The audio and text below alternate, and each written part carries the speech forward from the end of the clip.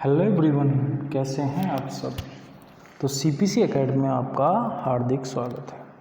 Class का title आपने देख लिया होगा कि आज हम क्या पढ़ने वाले हैं। तो संसद के बारे में आज हम पढ़ने वाले हैं, है ना। क्लास बढ़िया होने वाली है। तो अगर किसी ने अभी तक चैनल सब्सक्राइब नहीं किया तो चैनल को सब्सक्राइब कर लें और बेल आइकन का बटन ज़रूर दबाएँ, ठीक है। अब देखो, अगर हम बात करने वाले हैं संसद की। देखो, संसद की अगर मैं बात करूँ, संसद क्या होती है। सबसे पहली चीज़ तो यही होती है कि भाई संसद होती क्या है। संसद ये होती है कि जो देश के अहम मुद्दे हैं, है ना, देश के नियम बनाने के लिए, देश के नियम कानून बनाने के लिए एक संस्था मान लो आप, उसी को ही बोलते हैं क्या, आपका संसद। अगर मैं संसद की बात करूं तो हमने जो ये संसद का सिस्टम है ये हमने अपनाया था इंग्लैंड से। हमने संसदीय प्रणाली कहाँ से ली थी? इंग्लैंड से ली थी। और जो इंग्लैंड है, इंग्लैंड की संसद को ही विश्व की संसद कहा जाता है, या संसद की जननी किसे कहते हैं? आपका इंग्लैंड की संसद को कहते हैं। मतलब विश्व की संसद भी इंग्लैंड को कहते हैं, और संसद की जननी, संसद की माता भी किसे कहा जाता है? आपका इंग्लैंड को कहा जाता है। अगर मैं बात करूं संसद की, अपने देश की संसद की, तो संसद के 3 अंग होते हैं। कितने अंग होते हैं? 3। एक होती है आपकी लोकसभा, एक होती है राज्यसभा, और तीसरा होता है भारत का राष्ट्रपति। तो संसद के 3 अंग होते हैं। एक लोकसभा होती है, एक राज्यसभा होती है, एक आपकी राष्ट्रपति होता है। अगर मैं बात करूं संसद के सदन की, तो संसद के 2 सदन होते हैं। कितने सदन होते हैं संसद के? 2। और सदन कौन कौन से होते हैं? एक लोकसभा होती है, एक राज्यसभा होती है। अब ये सदन वगैरह क्या होते हैं, इनको हम पढ़ते हैं। तो अभी सिर्फ मैंने इतना जाना कि जो हमारी संसद है, इस संसद के अगर देखा जाए तो संसद के आपका भारतीय संसदीय प्रणाली कहाँ से ली गई है? ब्रिटेन से ली गई है, ये बात जानी। संसद के 3 अंग होते हैं। एक लोकसभा होती है, एक राज्यसभा होती है, और एक होता है राष्ट्रपति। संसद के 2 सदन होते हैं, एक लोकसभा, एक राज्यसभा। देखो, किसी भी कानून को बनाने के लिए संसद से अनुमति लेना अनिवार्य है।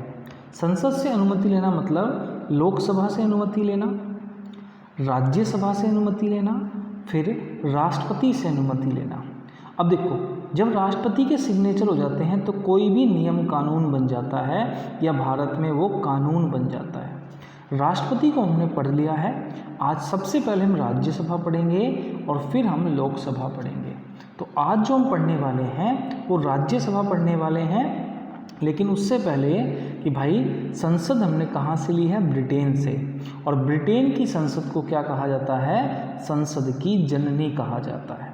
संसद के कितने अंग होते हैं? 3। एक होती है आपकी लोकसभा, एक राज्यसभा, एक राष्ट्रपति। संसद के 2 सदन होते हैं, एक लोकसभा होता है, एक राज्यसभा होता है। किसी भी कानून को बनाने के लिए संसद से अनुमति लेना क्या होता है? आपका अनिवार्य होता है ना। चलो आगे बढ़ते हैं। अब देखो, राज्यसभा के बारे में हम पढ़ेंगे। देखो, राज्यसभा के जब मैं बारे में पढ़ेंगे तो बहुत ध्यान से पढ़ेंगे। अब संसद के 2 सदन होते हैं, मतलब संसद में जहाँ बैठक होती है तो संसद के पास 2 बैठक हॉल होते हैं। एक होता है राज्यसभा, एक होती है आपकी लोकसभा, ठीक है। अब देखो, राज्यसभा जो होती है ना, इसमें टोटल सदस्य होते हैं कितने? तो इसमें टोटल सदस्य होते हैं आपका 250। राज्यसभा में कितने सदस्य होते हैं? 250 होते हैं। और इसे जो बोलते हैं आपका, इसे स्थायी सदन के नाम से भी जानते हैं। अब स्थायी सदन क्यों कहते हैं? जो ये 250 सदस्य होते हैं, है ना, ये राज्यसभा के होते हैं। इसे स्थायी सदन इसलिए कहते हैं क्योंकि कभी भी राज्यसभा का विघटन नहीं हो सकता। मतलब कभी भी यह समाप्त जो है आपका वो नहीं हो सकती है। तो आपको ध्यान रखना है कि कभी भी राज्यसभा जो होगी वो समाप्त नहीं हो सकती। और समाप्त नहीं हो सकती, तो इसलिए इसे क्या बोलते हैं? द्वितीय सदन कहते हैं। इसे क्या कहते हैं, द्वितीय सदन भी कहते हैं। ये बात ध्यान रखनी है। अब थोड़ा सा आगे बढ़ेंगे हम, तो देखो जैसे मैंने आपको बताया कि जो राज्यसभा है इसका विघटन कभी नहीं हो सकता। विघटन क्यों नहीं हो सकता, है ना?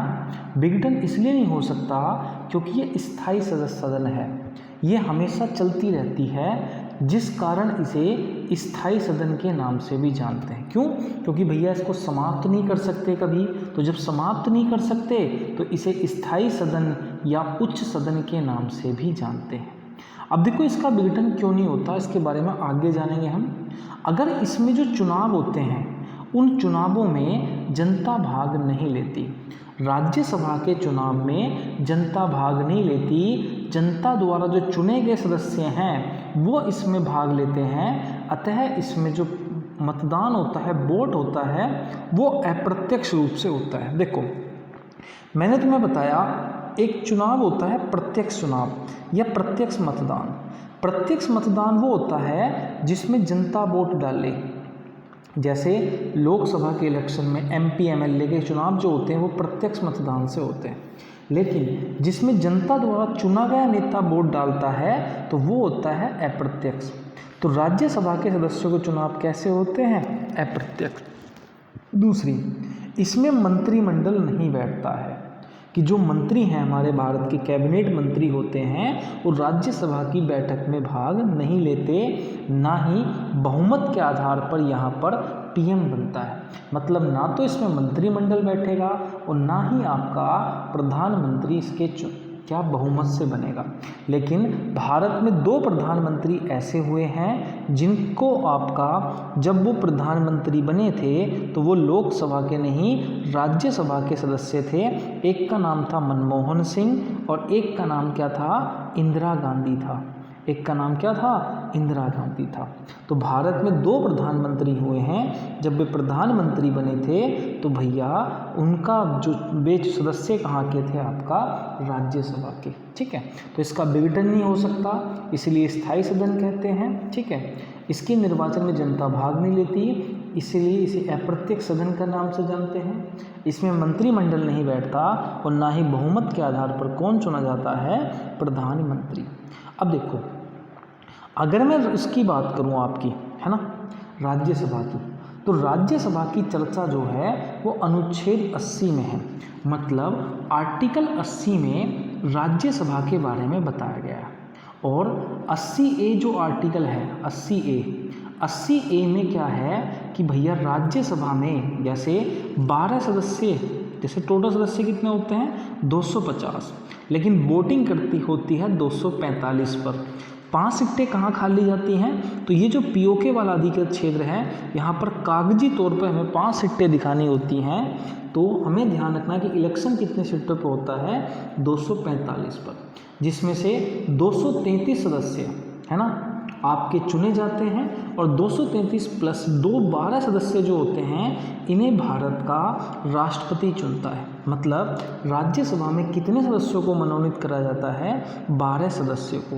लेकिन ये 12 सदस्य ऐसे ही नहीं चुने जाएंगे राज्यसभा में, वो ऐसे चुने जाएंगे या तो किसी कला के क्षेत्र में अव्वल होंगे, किसी साहित्य के क्षेत्र में अव्वल होंगे, साइंस के क्षेत्र में अव्वल होंगे, तभी उनको चुना जाएगा। तो इतना आपको याद रखना है कि राज्यसभा की चर्चा अनुच्छेद 80 में है। अनुच्छेद 80A के तहत जो है राष्ट्रपति इसमें 12 सदस्यों को मनोनीत कर सकता है जो विज्ञान, कला, साहित्य के क्षेत्र में कैसे हों, अव्वल हों। याद रख लोगे बात को। चलो आगे बढ़ते हैं। देखो अगर मैं बात करूं कि राज्यसभा का जो कार्यकाल होता है वो 6 वर्षों का होता है। मतलब राज्यसभा का कार्यकाल। अब यहाँ पर एक क्वेश्चन आता है, ऑलवेज पूछा जाता है कि राज्यसभा का कार्यकाल, है ना, कार्यकाल। एक क्वेश्चन होता है कि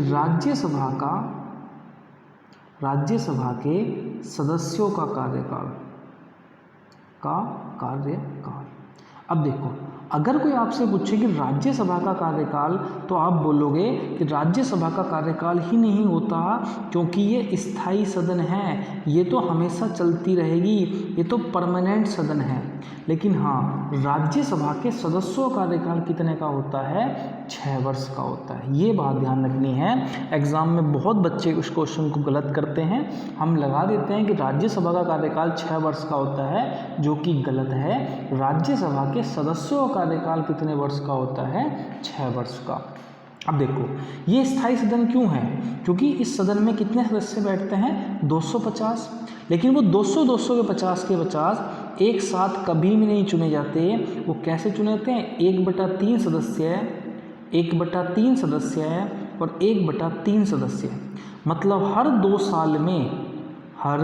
2 साल में आपका 1/3 सदस्य चुने जाते हैं। इसलिए कभी भी राज्यसभा का विघटन नहीं होता, क्योंकि कभी भी सारे सदस्य एक साथ नहीं चुने जाते, है ना। 1/3, 1/3, 1/3। मतलब अगर राज्यसभा में सपोज 60 सदस्य हों तो 20 पहले 2 साल में, फिर 2 साल में अगले 20, फिर 2 साल बाद अगले 20, तो हो गया नहीं 60।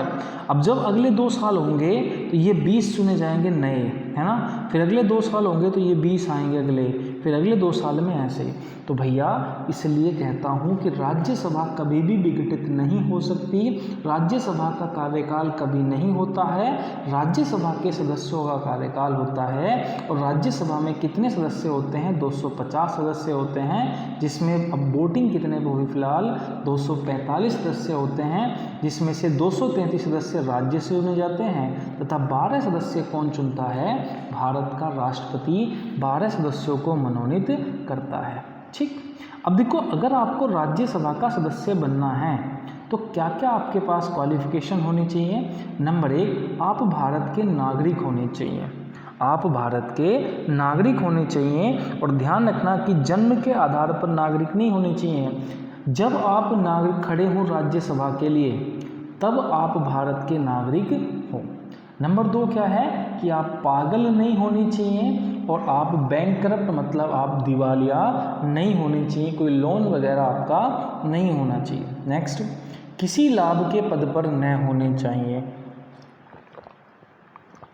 मतलब आप कोई भी प्राइवेट जॉब, कोई भी गवर्नमेंट जॉब नहीं करते होने चाहिए। नेक्स्ट, कम से कम आपकी एज कितनी होनी चाहिए? 30 वर्ष। मतलब अगर आपको राज्यसभा का सदस्य बनना है तो आपकी 30 एज होनी चाहिए। ठीक है।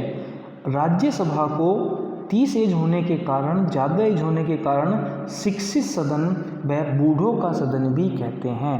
राज्यसभा को शिक्षित सदन व बूढ़ों का सदन भी कहते हैं। राज्यसभा की जो पहली बैठक है वो 3 अप्रैल 1952 को हुई थी। ये बात ध्यान रखनी है कि राज्यसभा का सदस्य बनने के लिए 30 वर्ष होनी चाहिए एज, इसलिए इसे शिक्षित सदन के नाम से भी जानते हैं और बूढ़ों के सदन के नाम से भी जानते हैं।